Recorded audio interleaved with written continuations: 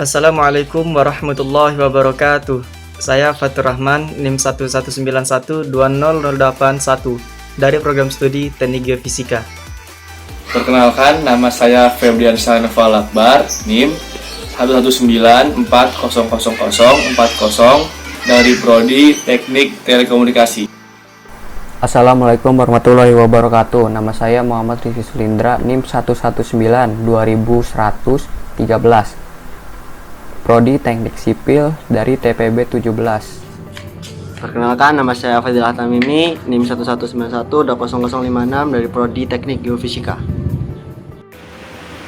Perkenalkan, nama saya Muhammad Zudi Asbiallah, NIM 119210076, Prodi Teknik Sipil. Perkenalkan, nama saya M. Faid Ali, NIM 119360025 dari Prodi Teknik Material.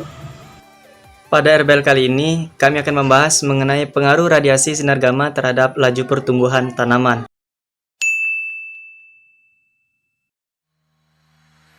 Saya akan menjelaskan konsep dari pengkajian pengaruh radiasi sinar gamma terhadap laju pertumbuhan tanaman.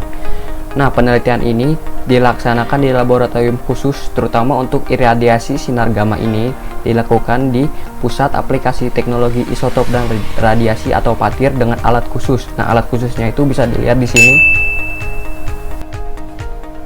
Alat ini memiliki prinsip kerja dengan memaparkan sinar radiasi gamma kobalt 60 ke benih tumbuhan dengan dosis yang telah ditentukan. Nah, pengkajian ini dilakukan dari data hasil penelitian yang diteliti oleh Mahkiza, yang mana pemancaran radiasi gamma dengan dosis 0, 100, 200, dan 300 Gray pada benih jagung. Lalu ada pemancaran radiasi gamma dengan dosis 0, 100, 150, 200, dan 250 pada padi gogo yang diteliti oleh Jubleem, Haris, Sebiring, Mela. Lalu ada pemancaran radiasi gamma dengan dosis 0, 100, 200, dan 300 Gray pada kacang hijau yang telah diteliti oleh Jelita Sianapar. Dan yang terakhir ada pemancaran radiasi gamma dengan dosis 0, 5, 10, 15, 20, 25, 30, 35, 40, 45, dan 50 Gray pada jahe putih yang telah diteliti oleh Nurlaini Bermawi.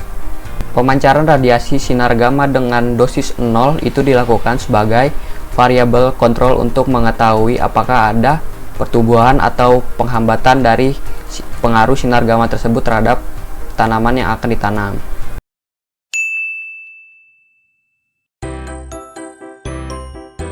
Pengaruh sinar gamma dengan dosis tertentu terhadap tinggi tanaman memiliki banyak variasi data. Berikut data yang kami peroleh. Untuk tanaman padi gogo yang didapat dari penelitian Jablim, Haris, Sembiring, Meliala, didapat data sebagai berikut. Dari data tersebut, didapat bahwa padi gogo yang tidak diberi efek sinar gamma memiliki tinggi sebesar 114,29 cm. Pada saat diberi sinar gamma dengan dosis 100 Gray, tinggi tanaman tersebut menjadi 116,47 cm. Dan naik kurang lebih 1 cm saat diberi sinar gamma dengan dosis 150 Gray. Tinggi padi gogo terbesar yaitu sebesar 122,08 cm ketika diberi dosis 200 Gray. Jika diberi dosis sebesar 250 Gray, tinggi padi tersebut hanya setinggi 117,54 cm. Hal tersebut menunjukkan bahwa dosis sinar gamma yang efektif jika diberikan kepada padi gogo adalah 200 Gray. Pengaruh radiasi sinar gamma dengan dosis tertentu pada tinggi tanaman jagung memiliki banyak variasi. Berikut data yang kami peroleh. Data tersebut didapat dari penelitian yang dilakukan oleh Mazia dan kawan-kawan. Dari data tersebut didapat bahwa tanaman jagung yang tidak diberi efek sinar gamma memiliki tinggi sebesar 178,3 cm. Pada saat diberi sinar gamma dengan dosis 100 Gray, tinggi tanaman tersebut naik sebesar kurang lebih 2 cm menjadi 180,3 cm. Setelah diberi sinar gamma dengan dosis 200 Gray dan 300 Gray, tinggi tanaman tersebut turun kurang lebih 21 cm hingga 35 cm. Ini menandakan semakin tinggi sinar gamma yang diberikan kepada jagung, tinggi tumbuhan tersebut akan menurun. Pada tanaman jahe, dosis yang diberikan lebih kecil, yaitu 0, 5, 10, dan 15 gray. Berikut data yang kami dapat. Data tersebut didapat dari penelitian yang dilakukan oleh Nurliani Berwami dan kawan-kawan. Dapat dilihat bahwa saat dosis 0 gray atau dosis kontrolnya, tinggi jahe tersebut adalah 34,86 cm. Kemudian, saat diberi dosis sebesar 5 gray, tinggi tanaman tersebut menjadi 33 cm dan semakin menurun ketika diberi dosis 10 gray dan 15 gray, yaitu setinggi 23,58 cm dan 8,53 cm.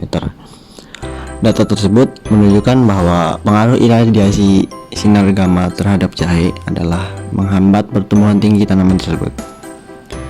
Pada tanaman kacang hijau, dosis yang diberikan adalah 0 gray, 100 gray, 200 gray, dan 300 gray. Berikut detail tinggi tanaman dari dosis tersebut. Data tersebut didapat dari penelitian yang dilakukan oleh Jelita Sianipar dan kawan-kawan. Dari data tersebut, pengaruh radiasi sinar gamma terhadap kacang hijau cenderung tidak berpengaruh pada tinggi tanaman tersebut. Justru, radiasi sinar tersebut malah menghambat pertumbuhan tinggi tanaman tersebut. Dapat dilihat saat tanaman tidak diberi radiasi, tanaman tersebut memiliki tinggi 16,7 cm. Dan ketika diberi radiasi sebesar 100 gray, tinggi tanaman tersebut turun menjadi 15,33 cm. Dan semakin turun ketika diberi dosis sebesar 200 gray, yaitu menjadi 14,81 cm.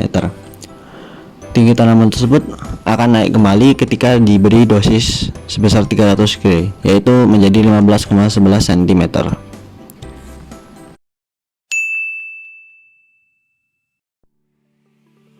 Jadi, dari penelitian yang telah kami lakukan, dapat disimpulkan bahwa pemberian dosis radiasi terhadap tumbuhan akan menyebabkan pertumbuhan yang berbeda-beda. Semakin tinggi dosis radiasi sinar gamma yang diberikan terhadap tanaman padi galgo, semakin tinggi laju pertumbuhannya. Tetapi, semakin tinggi dosis radiasi yang digunakan terhadap tanaman jahe, kacang hijau, dan jagung justru dapat menghambat laju pertumbuhannya. Sekian dari kelompok kami tentang pengaruh radiasi sinar gamma terhadap laju pertumbuhan tanaman. Kami dari kelompok Pegasus mengucapkan terima kasih. Wassalamualaikum warahmatullahi wabarakatuh.